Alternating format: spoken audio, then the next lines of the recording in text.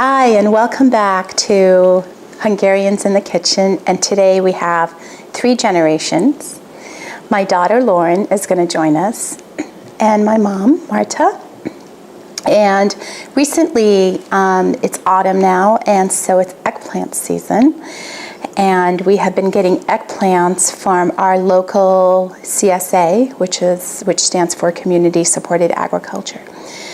And we have been making one of my favorite dishes growing up, which is fried eggplant.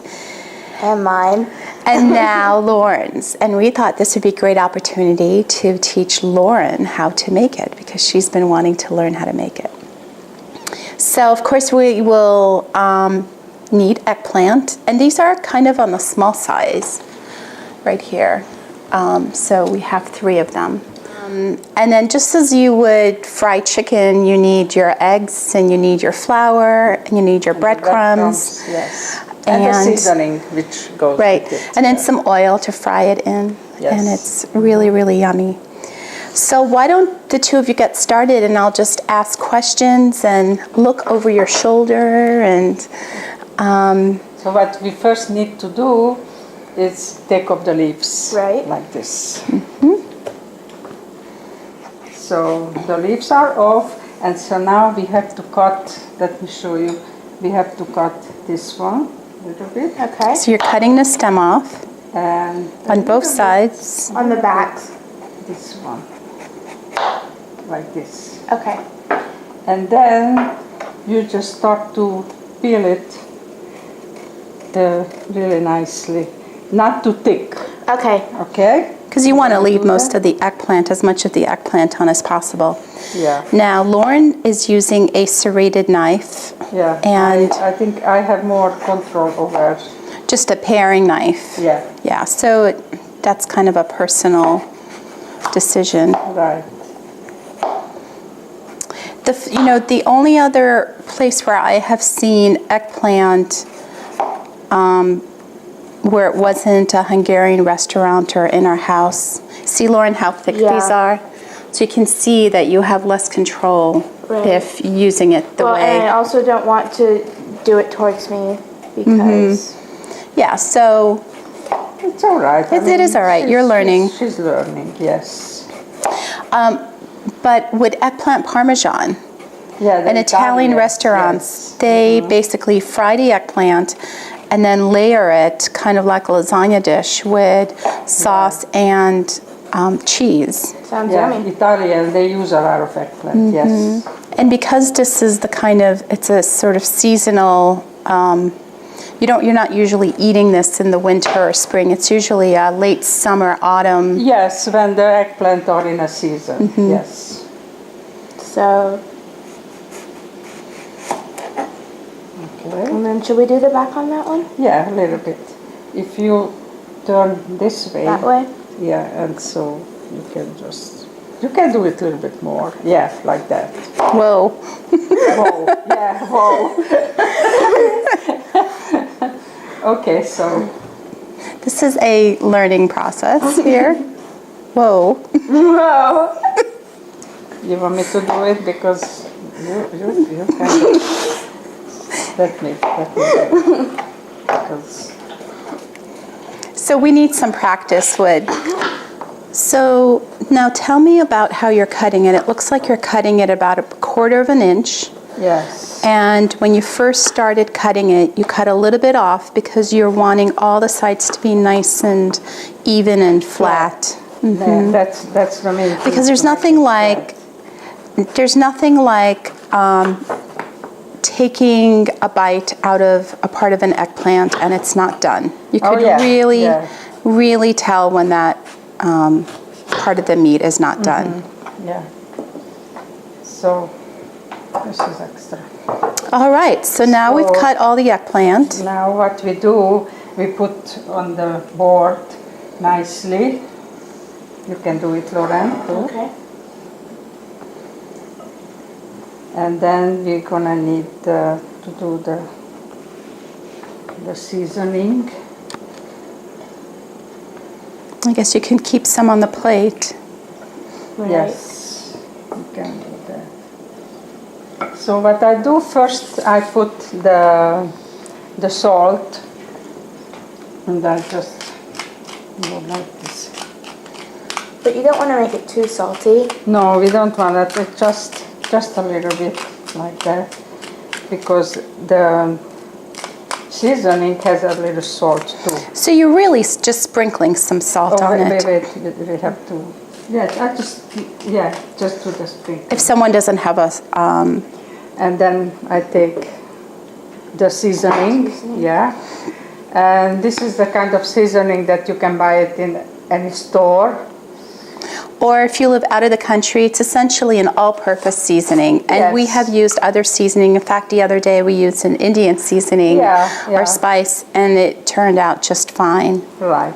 And you just sprinkle.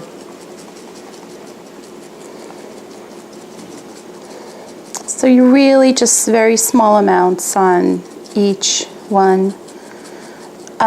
Now you don't have any oil on this. No, not oil. We're gonna fry it in the So you don't, oil. yeah, you wouldn't put any more oil. So again, it's not like it's, And now we turn around, Okay. because we want both sides to taste good. sure. You take the salt. Okay, and now put the seasoning. After we put the seasoning, it has to stay about like 15 minutes.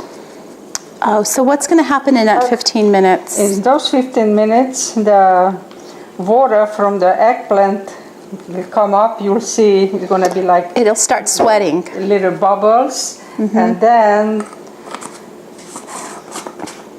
then it's ready. We make sure It's like, that I almost feel like it's tenderizing it. somehow. Probably, yes. And So the flavor comes out. We're gonna just do a little bit, rub it in to make sure that the seasoning goes in really well. All right, well, we'll set our timer then for 15 minutes, and we'll be back then. We come back, yes. So we're back, and actually it's only been about 10 minutes, and we have noticed that they are sweating. I don't know if you can kind of see, but they're glistening with some of the juices, the eggplant juices that are coming forth. So during those 10 minutes, we're getting some of our other ingredients ready. The first one will be a flour, and if you want to make this gluten-free, you can use probably rice flour. We're using brown rice flour. You can maybe use sorghum. I'd stay away from like tapioca or arrowroot because those are going to be a little too light. And then we have 4 eggs that we're using for this amount of eggplant. Yes. And you had said that you like to always add a little bit of milk. Yeah, I just throw like a tablespoon something. And so that milk has already been scrambled really well, whisked thoroughly. And some people don't even use the milk, and so it's kind of a personal preference. It just makes it a little bit richer. And then we have our breadcrumbs. Now we are using a company from Europe, and it's a gluten-free, lactose-free, obviously wheat-free. The brand is SCHAR, but there's plenty of other gluten-free breadcrumbs that you can find in the store. And if you're not gluten-free, just you can get any old breadcrumbs. If you can't find gluten-free breadcrumbs, we have on our YouTube channel a wonderful recipe for making gluten-free bread. You can make that, toast it, and then use your food processor to pulverize it. And we have made that as well, actually, in one of the recipes for making our layered potato casserole. Right. So that has worked beautifully as well. But I haven't made any bread in a few days, so we're all out. So this is what we're going with. This is fine. Yeah, so let's get started now. What's the Lauren, first step? Take the fork, yeah. And let so- me show you. Yeah. So pick up one of these. Just put it in the breadcrumbs. Breadcrumbs, yes. Okay. You're coating it on both sides. Yes. Then And the reason why I use the flour is because then the eggs will stick onto it. right. Okay. So then you just leave it on the side because we have to wait until the oil is really warm. Oh, I bet Probably it's... getting ready. Yeah. But so if you want to do it, Okay. Coating it on both sides evenly. you can do it with your hand also. It doesn't really. And then you can shake a little bit off just so that it's not quite as flour-based. Yeah, making sure that the egg is covering it entirely. And then into the breadcrumbs it goes. Covering it, making sure all sides. And we have a lot of breadcrumbs there. In fact, I wondered, is this too much? And my mom said, absolutely not. You want a lot. No, you have to make sure that it's all covered with the breadcrumbs. Right. And we're using canola oil, but you're welcome to use any other high heat oils that you like. And we have it turned on because you want it to be nice and hot by the time Ready, the eggplant is going in. We have tried making this in a larger frying pan, but for some reason it On the wasn't. sides, It didn't the go larger into your- pan doesn't cover There it. wasn't enough oil. It's not ready when you take it out. And this is essentially how you make fried chicken or fried cauliflower. Pork chops, you do this. I do that. And I usually don't like No, eggplant. just let me show you. Just do like this. Okay. Okay? And then it's all right. And now we have to take it to the oil. All right, now we're here at the frying pan and we're gonna take these 5 pieces and slowly put them into the pan. And Lauren's gonna take over.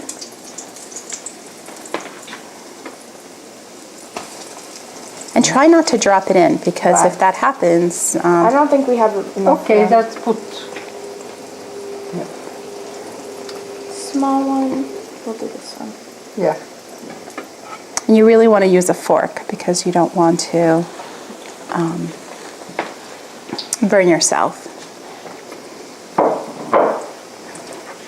So It takes 2-3 minutes on one each side? Yeah.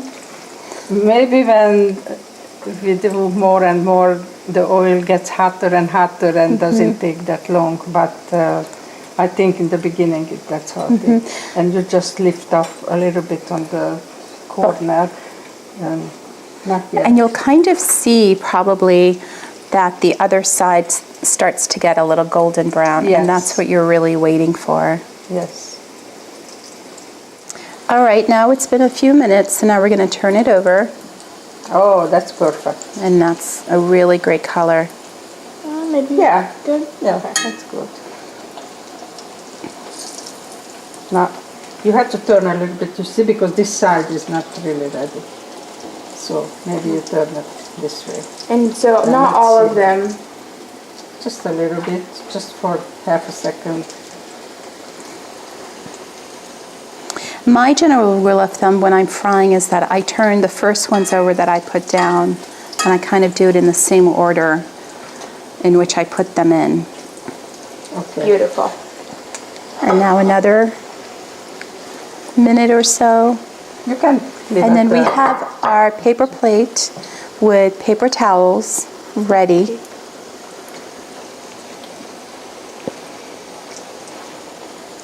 You can check the big one, the first one. No, a little more. Maybe half a minute. It's not quite as golden as we want. Yeah. And the oil's really bubbling. And we have this not quite on a full medium heat. We have it between a low to medium, closer to medium.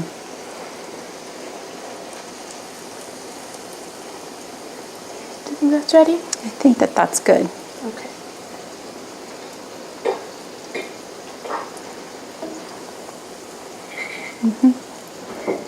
So I would put the side down that you just took out of oil, which is this side. Okay. So when you take it out, you'll always want to have that side down first because that's the oiliest side. Not yet, I don't think. I think that's all right. There.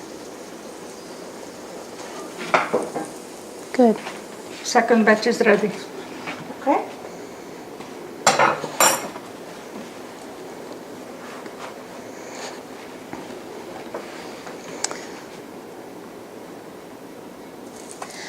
So we'll go ahead and have our taste testers. Here we have Elise and of course Lauren.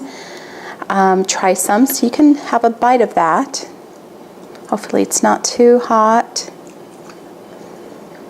Now the thing about Lauren that makes this dish really wonderful is that she would often say that she does not like eggplant. However, But now you do.